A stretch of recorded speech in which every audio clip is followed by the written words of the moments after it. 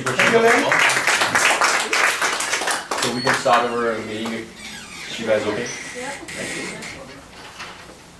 There's one seat. No, it's fine. I'm just going to come up to Please. say this so that I can see everybody, because I'm so happy to be here with you. It's nice to see all your faces. So I'm just introducing officially Scott. Scott and his wife Christy. No, wait. Yes. I'm okay. Sorry, yeah. That's okay. Is it okay? I don't know which Have a seat. No problem. Okay, we're good now. Good. Scott and his wife Christine, who couldn't be with us today, live on Whidbey Island in the city of Oak Harbor, Washington. Scott joined the Rotary Club of North Whidbey Island Sunrise back in January of 2001, but became a Rotarian on a wheelchair distribution trip to Mexico several years later. He has since done great work in both Haiti as well as Honduras. Recently, he was a recipient of the Rotary International Service Above Self Award. He's a major donor, as well as a member of the Paul Harris Society, and a member of Rotary Foundation's Bequest Society. And those designations you hear there, I'm going to be coming to your club and talking with you about that and how you can work towards those. When he's not working on his Rotary Club's next project or volunteering at the Rotary District level, Scott can be found managing his investment office in Oak Harbor, Washington. Scott stays active and has recently completed his 21st marathon. He also served as the mayor of the city of Oak Harbor from 2012 through 2015. Scott and Christine love to travel and have a total of 5 children and 1 grandbaby. Those that know Scott know that he's a huge Seattle Seahawks fan, but he's even a bigger fan of Rotary. Welcome, Scott.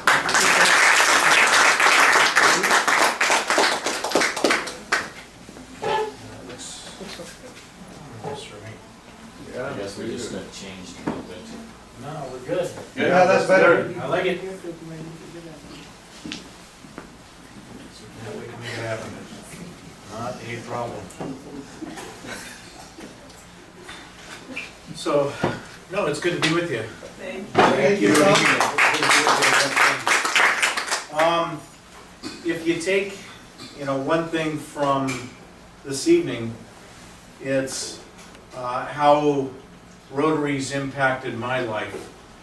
I'm not here to, preach, Rotary, and but I'm going to tell you about how Rotary has changed my life and impacted my life, I think greatly and for the good.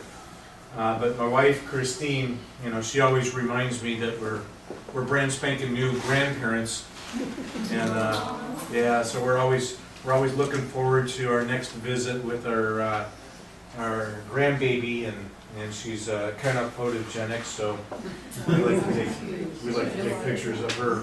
So, but as your assistant governor Lynn Spence mentioned, I joined Rotary back in 2001, and it was this Rotary Club on Whidbey Island where I live in Oak Harbor, and it's a Wednesday morning meeting, and they get together and they have breakfast on Wednesday mornings, and so I would go and I would have breakfast, and next Wednesday I'd come and I'd eat their breakfast, and I'd come back and eat their breakfast. And from time to time they would do different projects, and they would ask me to, assist, and I'd say sure, why not? And I was a good member of Rotary. And time went on, and I went through the motions of being a member of Rotary, but I think that there's a difference between being a member of a Rotary Club and being a Rotarian. And I didn't become a Rotarian until years later, and it was actually because of the fault of some Canadians up here. We heard about some clubs up here in Canada, through the Canadian Wheelchair Foundation, that would put together a container of wheelchairs, and they would ship it down to a place where people had no mobility, and we said, yeah, we could probably do that, no problem. So we raised the funds and we put together a container, and then somebody said, hey, wouldn't it be a great idea if we went down there and doled them out? And we're like, okay, sure, why not? And so next thing you know, we have 8 of us from our Rotary Club down in Mexico, and I figured we'd be in the town square and we would dole them out, and we'd say, you're welcome, and get on a flight and come back to Washington and pat ourselves on the back and say what a great job we did. But that's not what ended up happening. What ended up happening was we ended up going village to village and shack to shack. We didn't get to stand in the town square and dole them out. No, we ended up, I remember we ended up going to one village where it's the town of Puerto San Felipe. We roll up on this village, and there's this shack, and this 28-year-old guy, this gentleman, he's in his doorway of his shack. There's no door. No, no. No door whatsoever of his shack. But I'm looking at him, and his legs are all scabbed and scraped and scabbed. Why? Because he had no mobility. And if he had to get anywhere, he had to drag himself around town. The reason that he had no mobility was because he was stricken by polio as a child. And so here we are seeing this, and we gave him a wheelchair, and you would have thought that he won the lottery. In fact, to him, he did. He won the lottery. Very good. Well, here I am, I'm spoiled, and I'm looking at this, and I'm like, this is wrong. We're seeing this extreme poverty. Next thing you know, we go to another village, and there's this mother of a 5-year-old son who has no mobility. So she carries him to and from school on a daily basis, back and forth on her back. And as he got older, as he got bigger, as he got heavier, he would no longer get an education because she wouldn't be able to carry him. He got a wheelchair. You would have thought that she won the lottery. And to her, oh, that's right, she did. Because now her son has a future. So I'm looking at this going, this is wrong. And so I ended up continuing. In fact, I came back from this trip, and my wife is looking at me, and she's like, what happened to you? And I'm like, what do you mean? She goes, you changed. And I'm like, you're right. I'm like, I no longer get, the ability to complain. When you look at what I complain about, it's all mundane. It's minuscule compared to what everybody else has to deal with throughout the world. When you and I can turn on the tap, the faucet, and not have to worry about dying of waterborne illnesses, that's something special. You and I, whether we live in the United States, whether we live in British Columbia, Canada, you and I won the lottery. We live in a place where a wheelchair is not a luxury item. And so suddenly the blinders, my blinders, came off. And I started saying, okay, we could do more. We could do more. As Rotarians, we could do more. And so I started looking looking for things that we could do as Rotarians. And it wasn't too long after that, the earthquake happened in Haiti. So I was set to go to Haiti and put up shelter box tents and do some good in Haiti. And they called me up and they said, Scott, we're going to postpone your trip. And I'm like, why? And they said, well, because of the political uprisings. And I said, so you're worried about my safety? And they're like, yeah, we're not going to go right now. And I'm looking at my calendar, and my calendar is free for a week, and I'm all geared up to go do something good. So I'm telling my wife, I'm like, okay, I feel compelled to go do something Rotary-like. And she goes, what are you going to do? And I said, well, here in District 5050, basically about half of our clubs are in Washington State, half of them are up here in Canada. I said, I feel compelled to go visit Rotary clubs up in Canada, go visit them and see what they're doing. And she said, go. I'm like, okay. So I set out and I figured I could visit 13 clubs that week, and I did. I visited 13 clubs, but it was 3 clubs on Monday, 3 clubs on Tuesday, 3 clubs on Wednesday, and so on. But it was that Wednesday evening Rotary Club meeting. It was a Wednesday evening. It was in Maple Ridge. It was the Rotary Club of Haney. They have it at a golf course, and I walk in the front door and I get checked in, and they said, you're number 1. And I said, how did you know that? And they're like, no, you sit at table number 1. And I'm like, oh, okay. Well, come to find out, their Rotary Club, they have some members that like to sit in the same spot every time. I know it doesn't happen here, but they have some members that sit in the same spot, so they like to rotate it. So here I am. I'm at table number 1 for this Rotary Club meeting, and they do this thing called happy and sad dollars, right?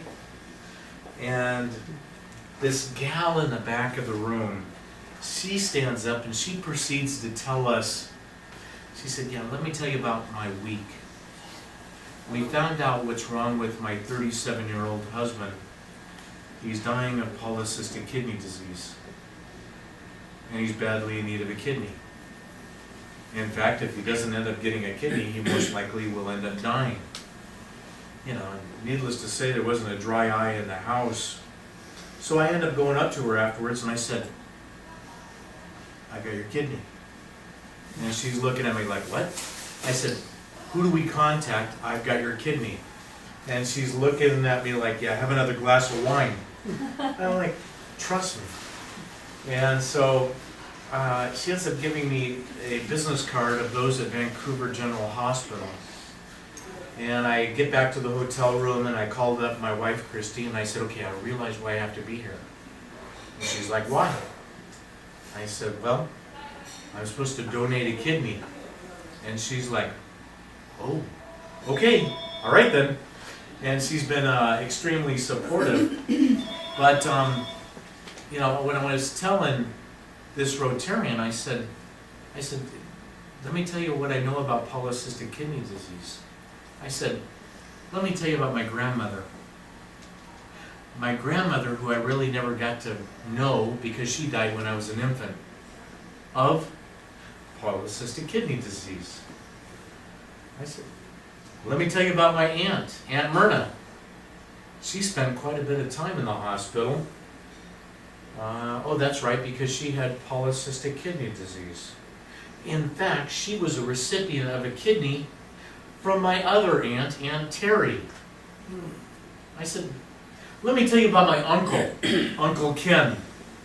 I said, he had polycystic kidney disease, and he was the recipient of a cadaver kidney from a loving, gracious, giving family who lost a young loved one who died. She died in a motor vehicle accident in Idaho.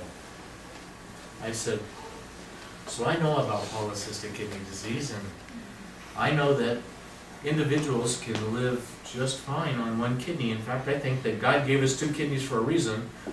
One of them is to give away. I said, so, you know, tell me who to contact. So she gave me the business card. It goes to Vancouver General Hospital. And I walk into the BC Transplant Center at VGH. And I'm like, I'm here to donate a kidney. And they're like, wait. They're like, okay. How well do you know the recipient? And I said, I don't. All I've got is a name. And suddenly they think you're getting paid underneath the table. And I'm like, wait. I'm like, let me tell you about Rotary.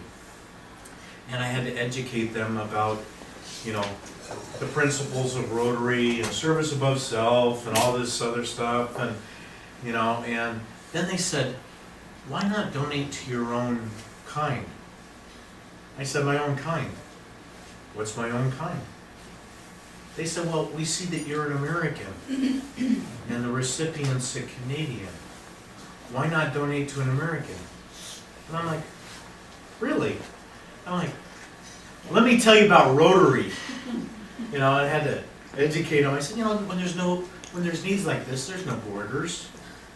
You know, and so they finally realized that I was, you know, legitimate, and they put you through the testing process, and they give you a cool shirt, which makes it all worthwhile. But one of the tests they do is they shoot you up full of radioactive stuff, and they take these motion pictures of your kidneys, and they make sure that they actually truly want them. I knew I had this guy's kidney from day one, but they wanted to make sure that they actually work real well, which is fine and dandy unless, let's say, you're radioactive and you're crossing the border because you live in the States and now you get everybody's attention at the border crossing, you know, as they're yanking you out of the vehicle. That's a lot of fun. Try to explain you're donating a kidney to them. But I finally ended up meeting the recipient 4 days before the surgery. In fact, the surgeon sat us down and he said, let me tell you how long he would have had to wait on the waiting list. He said, see, the average wait time here in British Columbia is 8 years. And based upon his blood type, he would have had to wait a lot longer. So for you guys not to be a good match, but a great match, is a miracle. Any better, you guys would have had to have been identical twins. I said, well, my wife and I have a fairly good faith, and we knew it was meant to be. You know, we believe that there is a God, and He still exists, and He has His hands all over this one. But it was interesting to get the phone calls from the radio stations up here in Canada, or the TV stations up here in Canada, because it wasn't the fact that, okay, here's somebody donating a kidney to a stranger, but an American donating to a Canadian. I'm like, what do you think of us Americans? I said, we actually do have some good, nice Americans. I said, you'll find them at your Rotary Club meetings. We got in the national presidential race. Well, yeah, exactly. And you're the only ones that are watching it. No, we don't watch it down there. We're like, We can watch more. that's exactly right. If we want reality TV, we have many different channels. We can watch the other fights. But yeah, that's we apologize. We apologize for our election. But at least it gives all the other countries in the world something to talk about, that's for sure. But up here in Canada, if you would have been at home, you would have turned on the news and you would have saw one of 4 different segments. In fact, you would have saw this. A NewsHour follow-up now to the story of one man's life-saving gift to a complete stranger. We first told you the story of Scott Dudley and Phil Rosario last week. Dudley is the mayor of Oak Harbor in Washington State. He decided to donate a kidney to Rosario after hearing his story at a BC Rotary Club meeting. The two only met for the first time last week, and on Monday the transplant was done. Tonight, just 2 days after the surgery, both donor and recipient are doing well. Brian Coxford reports. This is going to the recipient, so texting Phil and Keisha Rosario and letting them know I just met with the surgeon and that we are good to go. Ready for the biggest medical procedure Scott Dudley will ever undergo, and possibly the most unique life-saving humanitarian gesture any man could do for another. Our wait lists are one of the longest in the country. On some blood groups where our wait list is more than 10 years long. You will have a dose of ANSEP? Scott is a live donor, giving one of his kidneys to a man he met face-to-face for the first time just 4 days ago. I'll give you some medications to help you relax. In another part of the VGHOR, the lucky recipient waits. Phil Rosario was scheduled to start dialysis this week, and with his blood type, could have waited a decade for a kidney if it wasn't for the generosity of Scott. Excited about it? It's nervous, excitement, but yeah, it's no turning back now, so. Butterflies in your stomach? I don't know if you can hear them, but yeah, they're fluttering. I'm not nervous. It's weird. I'm actually excited today. I was nervous all week. Today's a good day. It's a beautiful day. It was Keisha who began the process that made today's transplant a reality.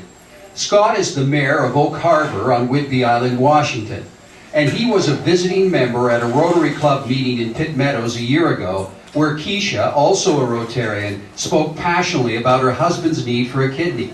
When the meeting ended, Scott, who has a history of kidney disease in his family, walked over to Keisha and volunteered to give one of his kidneys to Phil. It's a really great story for the Rotary Club in general, and the fact that these two are living their lives according to those guidelines and principles. The fit in the operating room seems obvious, because Rotarians believe in service above self, making new connections, ethics, and international collaboration. It's beautiful. Sure, Phil's a very lucky man. The donor operation with Scott takes just over 4 hours. The kidney is healthy and ready to save Phil's life.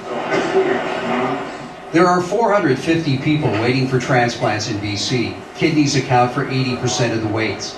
To attract more donors, BC Transplant has recently adopted a program yielding great success in Ontario and Quebec.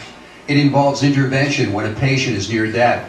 An independent team of professionals approaches family members to persuade them to let their loved one become a deceased donor. We've started to do that in BC now the past couple of years, and it is a growth segment in our deceased donor population as well. So I think that's in part allowed the deceased donor numbers to go up in BC, so that's a good thing. Oh, you're the best!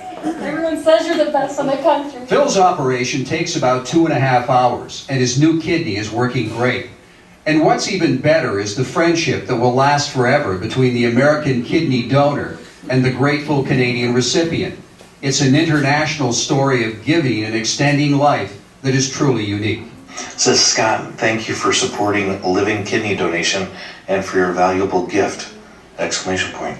Your surgeon, Chris Kwan. Great souvenir. Wow. BC Transplant says the one donation potentially saves 7 lives. If you'd like more information on transplants and how to become a donor, you can find a link on our website under links in the news. Wish both men a speedy recovery. Well, I think it worked out extremely well. Not only that, but we have individuals that'll come up to us afterwards, and they'll tell me, I don't know if I could ever donate an organ to somebody, or they'll come up to my wife and they'll tell Christine, hey, I would never let my husband do that. I'm like, wait. Actually, maybe that's not your job. But something tells me we're all put on this earth for a reason. We have a purpose. Some of us donate organs. Others, do great things other ways. But we're all supposed to do our part. And so, I thought it was pretty appropriate when you guys said, okay, dress up. I figured, okay, I had no problem dressing up like a doctor. I saw a lot of them. In fact, if you have any major operations, I highly recommend you bring in a camera crew to your operating room because it keeps the mistakes down to a minimum. But here's one thing they don't tell you when you join Rotary. You and I have ripple effects. And what I mean is this. There's things they don't tell you. Like when we went down to Mexico and we put somebody that has no mobility into a wheelchair, we knew that we were going to help that one person out. They never told us about the family members with tears in their eyes, thanking us. These are the family members that had to transport their loved one whenever they had to be moved. And because we gave them a wheelchair, they're so grateful. You know, here's the recipient's mother trying to thank me, this stranger, for giving her son a second chance at life. They never told me that I would have to deal with that, you know. But the fact is, as Rotarians, we end up having these ripple effects. We end up affecting other people that we never, you know, intended to or thought we would. And there's a lot more individuals that we'll never ever meet as well. That being said, this worked out extremely well. You know, I would do it again, but for some reason they said I can't. I don't know why. Well, that's right. You know, exactly. But that being said, it's a phenomenal time to be in Rotary. Let me tell you why. You know, our big focus in Rotary since 1985 has been, what if we could eradicate polio off the face of the earth? Not just out of a country, the Philippines, but off the face of the earth. This is crazy talk back then. When you have 1,000 cases a day, 1,000 cases yesterday, 1,000 cases today, 1,000 cases tomorrow, springing up, that's crazy talk. You know, that's quite the undertaking. And as Rotarians, you see, yeah, we could do that. We can make that happen. Well, lo and behold, we fast forward to this year. This year, 2016, year to date, all of this year, do we have 350,000 cases? Only 27. We are this close to eradicating polio. And in fact, if you get a chance to go to the foundation dinner on November 12th down in Mount Vernon at McIntyre Hall, you're going to hear from Dr. Ananda. Dr. Ananda spearheads the polio eradication efforts at the Bill and Melinda Gates Foundation.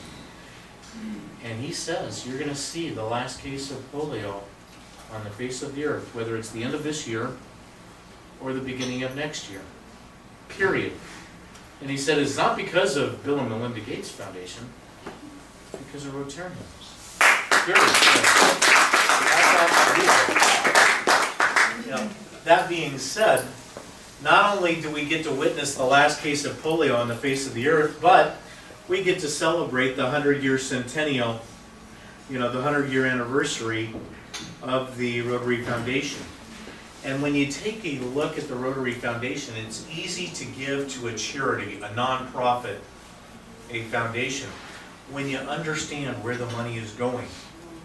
And in fact, we're getting some press, accolades, not from us. We don't toot our own horn, you know, but others are stepping up and realizing what we're doing.